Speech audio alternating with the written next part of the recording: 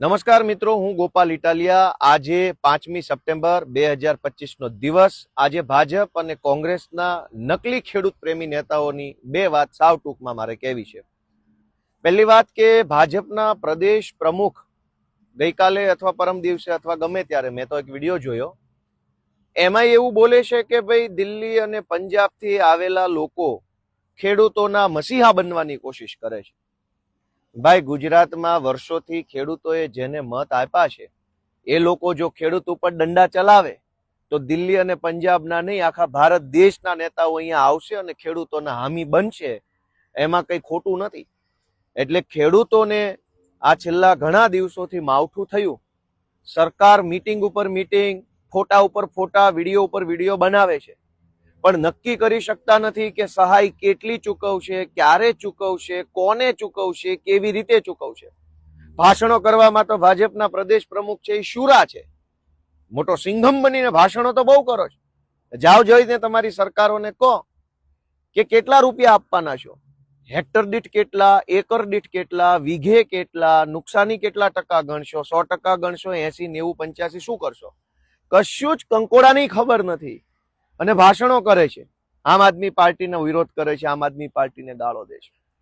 ભાજપના પ્રદેશ પ્રમુખની સાથે સાથે કોંગ્રેસના નેતાએ પાછા જોડાયા છે આમ આદમી પાર્ટીના વિરોધમાં। કોંગ્રેસના એક નેતાએ મારું નામ લઈને ચિલ્લાઈને એવું કીધું કે ગોપાલ ઇટાલિયાએ ઓછી માંગણી કરી વળતરની। દોસ્તો, આમ આદમી પાર્ટીની દિલ્હીમાં 10 વર્ષ સરકાર હતી ત્યારે 1 હેક્ટર દીઠ 50,000 રૂપિયાની સહાય આમ આદમી પાર્ટીની સરકાર ચૂકવતી હતી। હાલમાં જ્યાં પંજાબમાં આમ આદમી પાર્ટીની સરકાર છે ત્યાં પણ ખેડૂતોને કોઈ નુકસાન જાય તો 1 હેક્ટરના 50,000 રૂપિયા વળતર ચૂકવે છે। એટલે કે આમ આદમી પાર્ટી જેટલા રૂપિયા વાસ્તવિક રીતે બીજા રાજ્યમાં જ્યાં સરકાર હોય ત્યાં ચૂકવે છે એટલા જ રૂપિયા ચૂકવવાની માંગણી મેં અહીંયા કરી। ઓછા પણ નહીં, વધુ પણ નહીં। મેં ગુજરાતના ઇતિહાસમાં કોઈ દિવસ 1 હેક્ટરના 25,000 રૂપિયા પણ ભાજપની સરકારે નથી ચૂકવ્યા, ગુજરાતના ઇતિહાસમાં નહીં। મેં તો 50,000ની માંગણી કરી 1 હેક્ટરના। આંકડો તો 20,000 નોય નથી ને 25,000 નોય નથી। ગુજરાતના ઇતિહાસમાં ખેડૂતોને પાક નુકસાનીના 1 હેક્ટરના 25,000 ક્યારેય મળ્યા નથી। મેં માંગણી કરી અમારી આમ આદમી પાર્ટીની સરકાર જે રીતે ચૂકવે છે એ રીતની। કોંગ્રેસ વાળાને પેટમાં તેલ રેડાયું, 2 દિવસથી ઉપાડો લીધો છે કે ગોપાલ ઇટાલિયાએ ઓછી માંગણી કરીને દાદાનો દરબાર ને આમ ને તેમ ને ફલાણું ઢેકણું।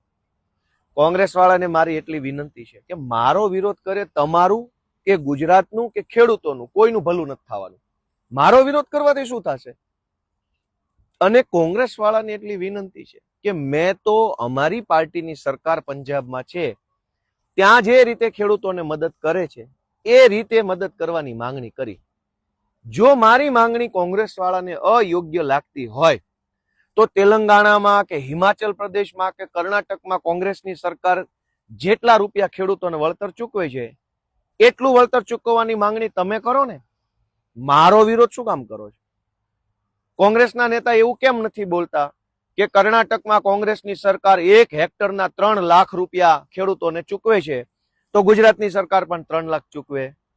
કોંગ્રેસના નેતા તેલંગાણાનું નામ કેમ નથી લેતા કે તેલંગાણા કોંગ્રેસની સરકાર 1 હેક્ટરના 4 લાખ રૂપિયા ચૂકવે છે તો ગુજરાતમાં પણ 4 લાખ આપો? કોંગ્રેસ વાળા એવું કેમ નથી બોલતા કે હિમાચલ પ્રદેશની કોંગ્રેસની સરકાર 1 હેક્ટરના 7 લાખ રૂપિયા ચૂકવે છે તો લ્યો 7 લાખ રૂપિયા અમે અહીંયા ચૂકવવાની માંગણી કરીએ? જે રાજ્યમાં કોંગ્રેસની સરકાર છે ત્યાં ખેડૂતોનું શું ભલું કરે છે એ બોલવા જેવું નથી આમની પાસે। અને વિરોધ મારો હાલે છે। મારો વિરોધ કરવાથી ગુજરાતની જનતાને કે ખેડૂતોને શું ફાયદો છે? મેં એમ કીધું કે અમારી પાર્ટીની સરકાર જેટલા આપે છે એટલા ગુજરાતની સરકાર આપે। કોંગ્રેસ વાળા એવું કેમ નથી બોલતા કે કર્ણાટક, હિમાચલ પ્રદેશ ને તેલંગાણામાં કોંગ્રેસની સરકાર 1 હેક્ટરે કેટલા રૂપિયા પાક નુકસાની આપે છે? તમારી સરકાર 2 લાખ આપતી હોય તો ગુજરાતમાં 2 લાખ માંગો। અમારી સરકાર 50,000 આપે છે તો મેં 50,000 માંગ્યા। એમાં તો 2 દિવસથી મારા નામનો ઉપાડો લીધો છે કોંગ્રેસ વાળાએ। અને ભાજપ ને કોંગ્રેસ બે ભેગા થઈ ગયા. ભાજપના પ્રદેશ પ્રમુખે મારો વિરોધ કરે, આમ આદમી પાર્ટીનો વિરોધ કરે, કોંગ્રેસ વાળા આમ આદમી પાર્ટીનો વિરોધ કરે. દોસ્તો આ બે એક થઈ ગયા, જોઈ લેજો. બંનેની દુકાન મસ્ત ચાલતી હતી અત્યાર સુધી, શાનદાર ચકાચક દુકાન હાલતી હતી. ભાગીદારી પેઢીમાં કઈ વાંધો નહોતો, બે ભાગીદારોને ભાગ બટાઈમાં વાંધો નહોતો. જ્યારથી આમ આદમી પાર્ટીને વિસાવદરના ખેડૂતોએ આશીર્વાદ આપ્યા, જ્યારથી મને ધારાસભ્ય બનાવ, ત્યારથી બેયના પેટમાં તેલ રેડાણું. રોજ જાગીને ભાજપે આમ આદમી પાર્ટીનો વિરોધ કરે, કોંગ્રેસે આમ આદમી પાર્ટીનો વિરોધ કરે. ભાજપ એ ભૂલી ગઈ કે સત્તામાં છે, કોંગ્રેસ એ ભૂલી ગઈ કે હમણાં સુધી તો તમે જ વિપક્ષમાં હતા. બે ભેગા થઈ ગયા, અમારો વિરોધ કરે છે. મિત્રો આ વાતને ઓળખજો. કોંગ્રેસના મિત્રોને વિનંતી કે મારો વિરોધ રહેવા દો બાપા. તમે તમારી પાર્ટીની સરકારો જે રાજ્યમાં છે ત્યાં શું કલ્યાણ કર્યું, શું ભલીવાર કરી છે એ ગુજરાતની જનતાને જણાવો. અમે ભાજપનો વિરોધ કરી રહ્યા છીએ. ભાજપના પ્રદેશ અધ્યક્ષને વિનંતી છે કે તમારે અમારું નામ લેવાની જરૂર નથી બાપા.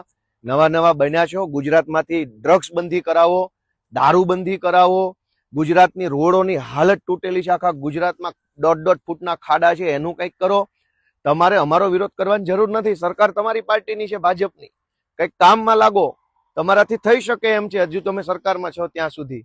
એટલે ગુજરાતના સૌ વડીલોને, યુવાનોને વિનંતી છે કે આ બંને જો ભેગા થઈ ગયા છે એની ઉપર નજર રાખજો. જય જય ગરવી ગુજરાત.